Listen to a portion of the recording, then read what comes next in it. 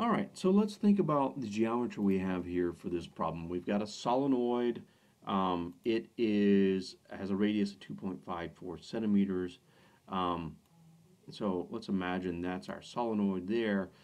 If you go back to chapter 12, which is where you'll find solenoids, and read up on them again, you'll remember that the magnetic field in a long solenoid is confined to the inside of the solenoid, and there's none out here, right?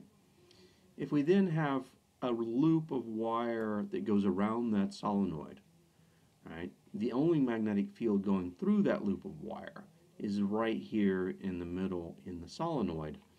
And so if we were to think about it in terms of that, there's magnetic field here, right? Kind of color that in a little bit, but nowhere else. And so when we go to, okay, what's the magnetic flux, right? The magnetic flux is just BA, where B is B of the solenoid, and A is the area of the solenoid, right? And the loop of wire on the outside, as long as it's bigger than solenoid, it doesn't matter what size it is, it has the same amount of flux going through it because the flux is confined to the solenoid. And so if you go back again to chapter 12, magnetic field due to a solenoid is mu naught N I, where N is the number of turns per meter. So you've got turns per centimeter. You have to convert that to meters.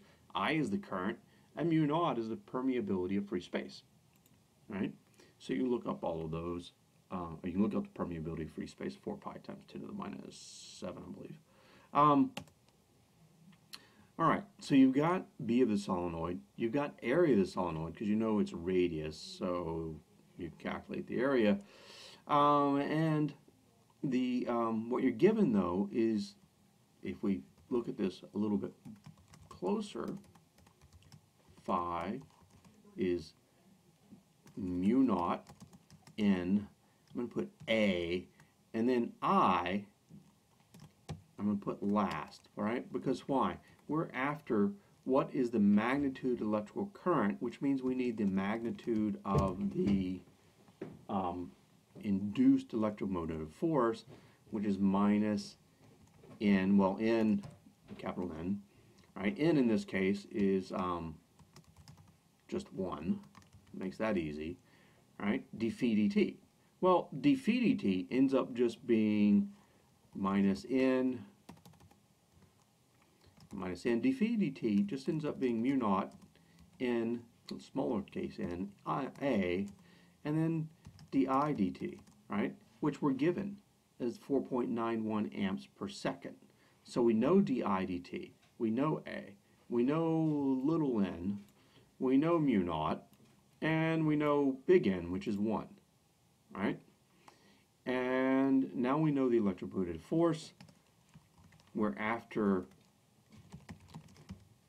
the current in the loop,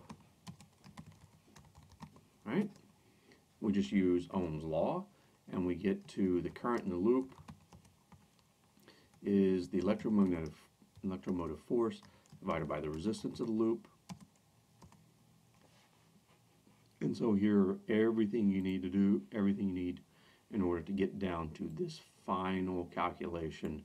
You can calculate the electromagnetic force from the flux. We want the magnitude, so you're not going to worry about the sign. And that's it for this problem.